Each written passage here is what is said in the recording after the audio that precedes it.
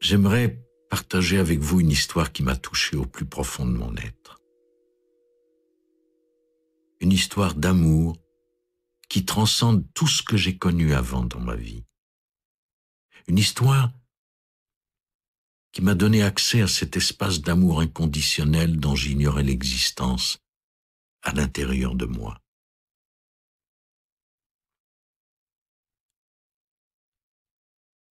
C'était en 1995, le matin de Noël. Le titre d'un article dans le journal avait retenu mon attention. Une femme passe son 26e Noël dans le coma. J'ai lu l'article. Tracy, ma fille, qui habite en Floride, passait les fêtes chez nous. Ma femme était là, les enfants jouaient. Après avoir lu l'article, j'ai appelé ma femme et ma fille et je leur ai dit « Venez voir, il faut que je vous lise quelque chose, c'est tellement approprié en ce jour de Noël. » L'article racontait l'histoire de cette jeune fille, Eduarda, âgée de 16 ans, qui était diabétique. Son diabète était traité au moyen d'une forme orale d'insuline. Seulement, comme elle était adolescente, le médicament ne passait pas dans le sang, mais personne ne le savait à l'époque.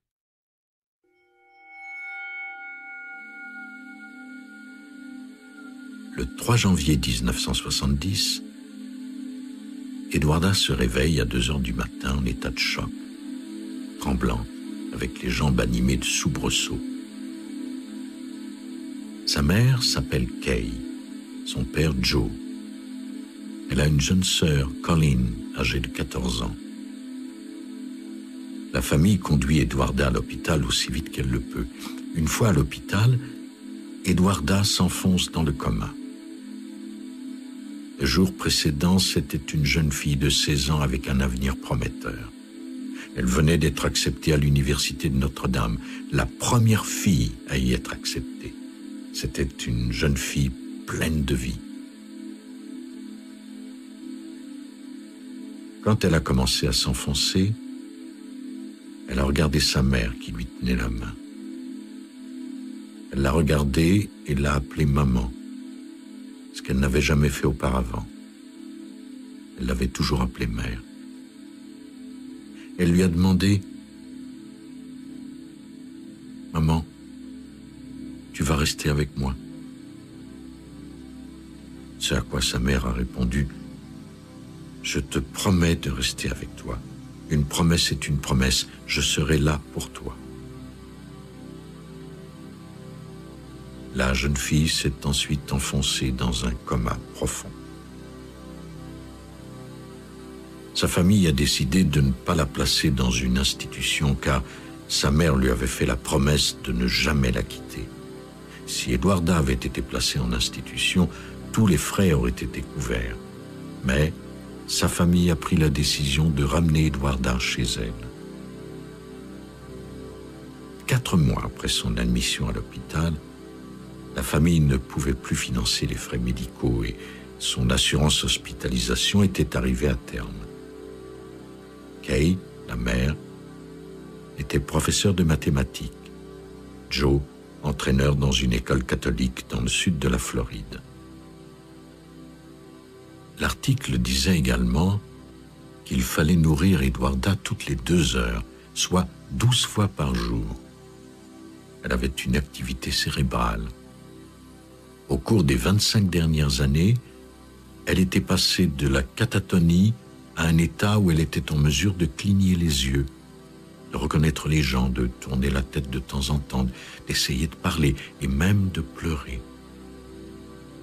Elle était désormais dans un coma de stade 9 qui s'apparente à l'état dans lequel on se trouve lorsqu'on sort d'une anesthésie. On est conscient de ce qui se passe, mais on n'arrive pas à aller au-delà du rideau. L'étape suivante, qui n'est pas encore réalisée, est la sortie du coma.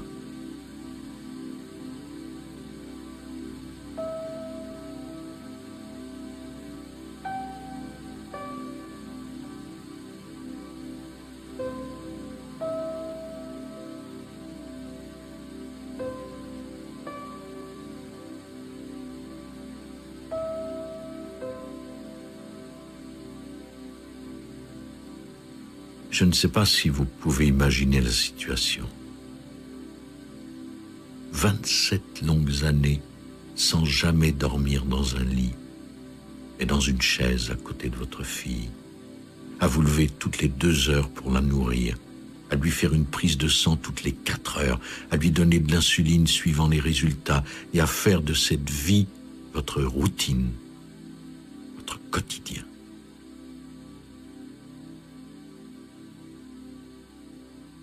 Six ans après le coma d'Eduarda, son père était complètement pris à la gorge par les dettes accumulées qui s'élevaient désormais à plus de 300 000 $.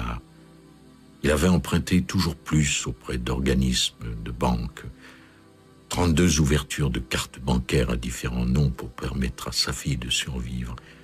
Sa mère disait qu'elle ferait n'importe quoi plutôt que de la laisser mourir ou de ne pas tenir la promesse qu'elle lui avait faite.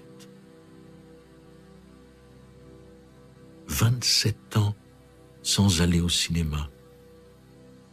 27 ans sans promenade, jamais de sortie, si ce n'est les médecins, et jamais d'absence de plus d'1 heure.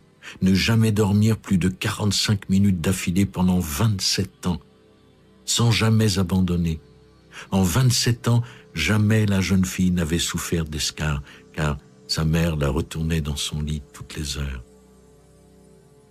Elle lui tressait les cheveux, épilait ses jambes, la maintenait dans cet état immaculé, sans jamais se plaindre, sans jamais blâmer qui que ce soit. L'un des plus extraordinaires récits d'amour inconditionnel qu'il m'ait été donné d'entendre. Ce récit m'a tellement touché en ce matin de Noël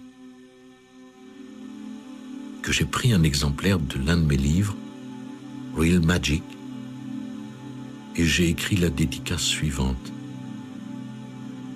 Vous êtes une véritable héroïne. J'ai envoyé le livre accompagné d'un chèque de 1 000 $.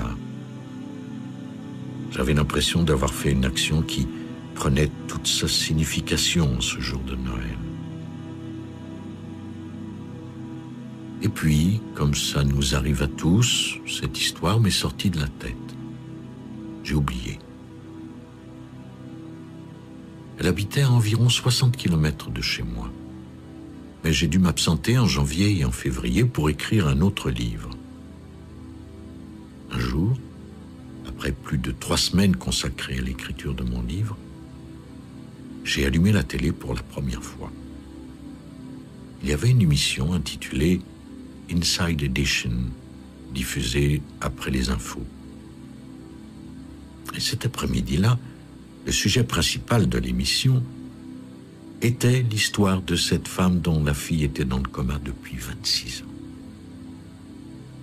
Le reportage commençait par un gros plan sur Kay en train de lire à Eduarda mon livre Real Magic, dont la première ligne est « Ce livre est un livre sur les miracles ».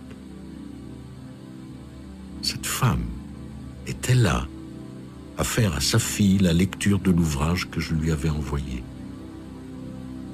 C'était une sorte de synchronicité. Alors j'ai décidé à mon retour de rechercher cette femme, car je ne me souvenais plus ni de son nom ni de l'endroit où elle vivait, d'aller lui rendre visite et de voir si je pouvais faire plus. Lorsque je suis rentré à la maison en février, en haut de la pile de courriers qui s'était accumulée, j'ai trouvé une lettre de Kay, dans laquelle elle me remerciait pour le livre et le chèque, et où elle m'invitait à lui rendre visite. Je lui ai téléphoné, et le jour suivant, ma femme Marceline et moi sommes allés chez elle. Quelques années auparavant, nous nous étions rendus à Assise, en Italie. Pour nous, c'était une sorte de pèlerinage au sein de notre mariage. J'ai toujours eu une grande tendresse pour Saint François, qui a été le premier à avoir les stigmates, les blessures du Christ.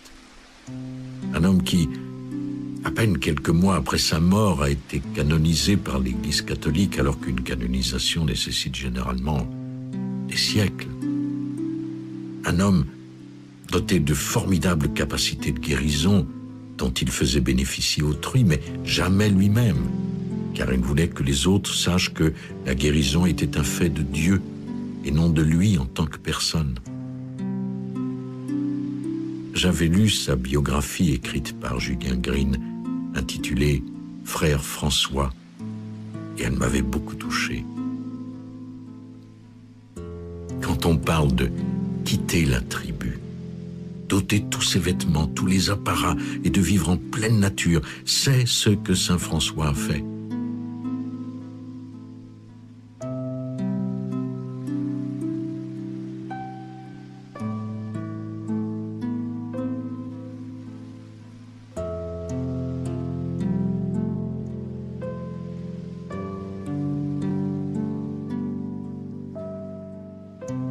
Lorsque ma femme et moi avons rendu visite à Kay et sommes entrés dans la chambre d'Eduarda,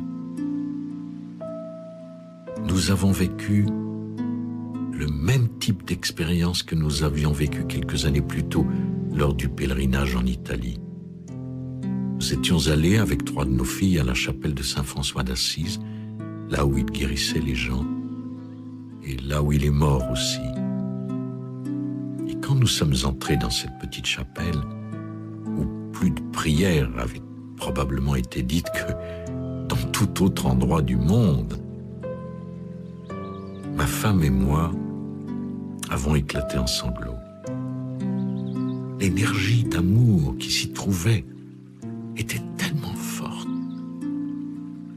Nous avons ressenti la même énergie dans la chambre de la jeune fille, car en fait, d'après les recherches que j'avais faites, Eduarda était elle-même une sorte de sainte. Enfant, elle donnait tout son argent à ceux qui n'en avaient pas. Elle apportait des couvertures aux sans-abri qui dormaient dans les rues, sans le dire à personne, car elle ne pouvait pas supporter l'idée que quelqu'un souffre du froid.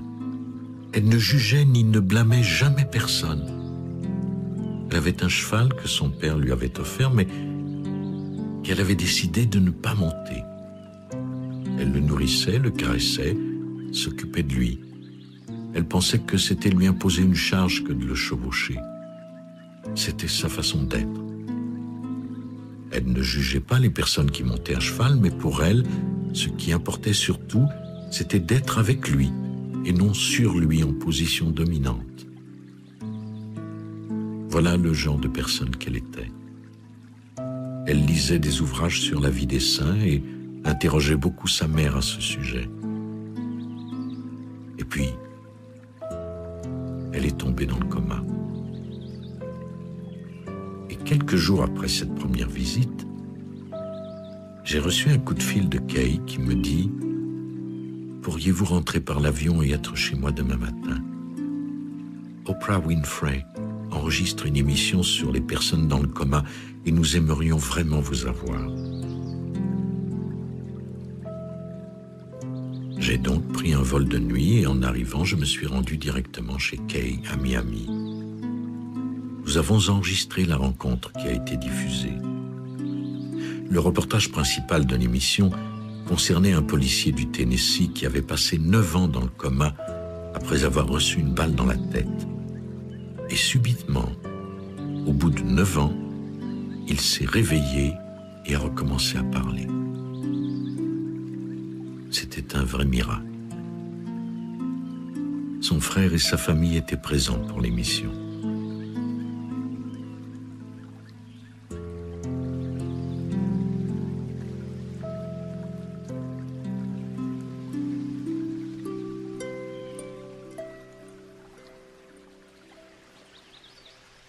Toutes les personnes qui avaient été dans le coma et qui en étaient sorties racontaient à quel point cela avait été une épreuve, une lutte pour elles. Et puis, Kay est intervenue. Lorsqu'Oprah lui a demandé pourquoi elle faisait tout ça, Kay a répondu « Parce que Dieu me l'a demandé. Et Dieu ne vous demande jamais de faire quelque chose que vous ne pouvez pas faire. » Oprah poursuivit « Est-ce que cela ne vous pèse pas ?» Ce à quoi Kay répondit « Je suis honoré de servir ma fille de cette façon. tout simplement honoré. Après l'émission, sur le chemin du retour, Kay me fit d'autres confidences qui ne firent qu'amplifier la grande admiration que j'avais pour elle. Son mari était mort 6 ans après le début du coma d'Edwarda. Colleen, sa jeune sœur, n'ayant pu supporter la situation, avait pris du crack et s'était retrouvée en prison. Kay dut alors s'occuper de son petit-fils. Et toutes les 2 heures, elle était là pour sa fille, à la nourrir, à la retourner dans son lit pendant un quart de siècle. Et quand je lui ai demandé ce qu'elle ferait si elle avait tout l'argent qu'elle pouvait désirer, elle a répondu « J'aimerais être assez riche pour pouvoir faire une nuit complète 1 fois par semaine et prendre une infirmière pour s'occuper d'Edwarda cette nuit-là. C'est la seule chose que je souhaite. » Pour elle, c'était cela être riche. Lorsque vous irez vous coucher ce soir, vous qui pouvez faire une nuit complète, pensez à Kay. Et c'est comme ça que ma femme et moi avons pris part à cette histoire et aux événements qui ont suivi. Un dimanche de Pâques, avec les enfants, nous sommes allés la voir et nous avons chanté pour elle. J'ai demandé à ma fille Sky de lui chanter I Will Always Love You, une chanson de Whitney Houston. Et ensuite, j'ai dit à ma fille, chérie, viens, on doit rentrer. C'est Pâques, grand-mère vient de nous voir. Il faut rentrer à la maison. Une larme a perlé au coin de l'œil d'Edwarda et nous avons décidé de rester encore un peu. Pendant que je lui tenais la main, assis sur son lit, Kay m'a raconté que le dimanche de Pâques de 1991, elle était entrée dans la chambre et qu'elle avait vu une forme lumineuse. C'était la mer de béatitude qu'elle a décrit avec abondance de détails. Son premier effroi passé, elle demanda à la vision qu'elle avait devant elle « Pourquoi ma fille est-elle dans le coma ?» La réponse suivante lui fut faite. « Votre fille est une âme de victime. Vous allez devoir trouver ce que cela signifie. » Kay s'est alors rendue dans les différentes églises aux alentours, mais personne ne savait ce que c'était qu'une âme de victime. Et puis, elle a rencontré un cardinal qu'elle connaissait, car elle était une fervente catholique. Le cardinal lui demanda « Où avez-vous entendu ce terme ?» Elle répondit « Je préfère ne pas vous le dire. » Elle avait peur en effet que les gens la prennent pour une folle qui voyait des fantômes et des esprits. Et le cardinal ajouta « C'est un terme qui remonte à l'Antiquité. Il fait référence à des personnes qui prennent sur elles des souffrances afin d'enseigner la compassion. Elles les choisissent elles-mêmes, un peu comme Gandhi lorsqu'il décida de jeûner. Votre fille a choisi de le faire. Et lorsqu'il y aura assez de compassion et que sa mission sera accomplie, elle sortira du coma. Kay m'a aussi raconté les miracles qui se sont produits. Elle m'a parlé de ces personnes souffrant de tumeurs au cerveau qui se rendaient au chevet d'Edwarda. On plaçait la main d'Edwarda sur leur front. Lorsque ces personnes entraient à l'hôpital pour se faire opérer, on ne trouvait plus aucune trace de tumeur. Cette histoire merveilleuse m'a touché d'une façon incroyable.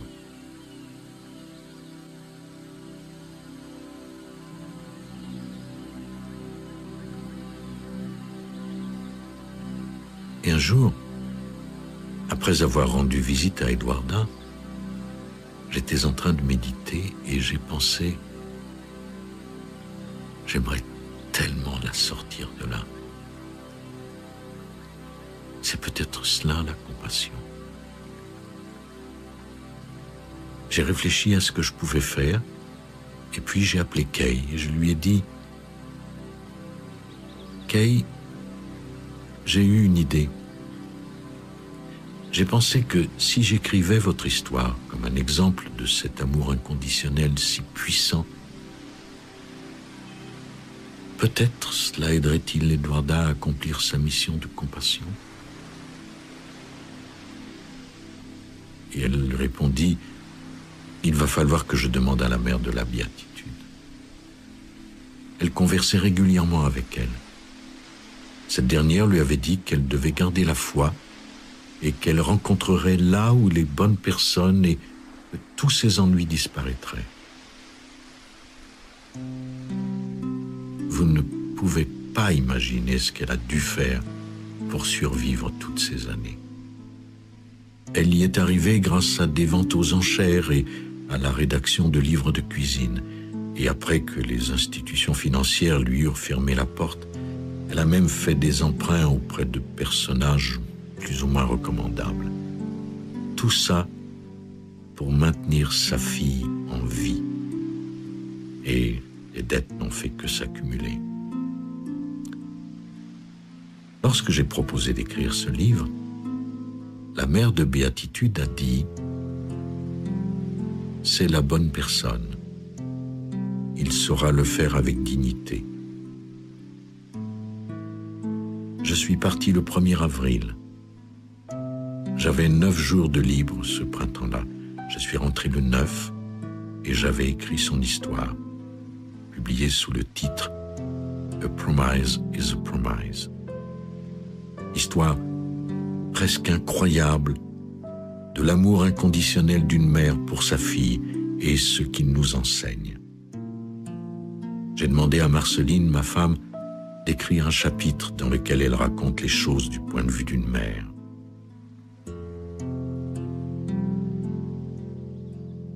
J'ai décidé de ne rien garder des bénéfices de la vente du livre, aucun droit d'auteur, et que tout irait à la fondation d'Eduarda O'Bara.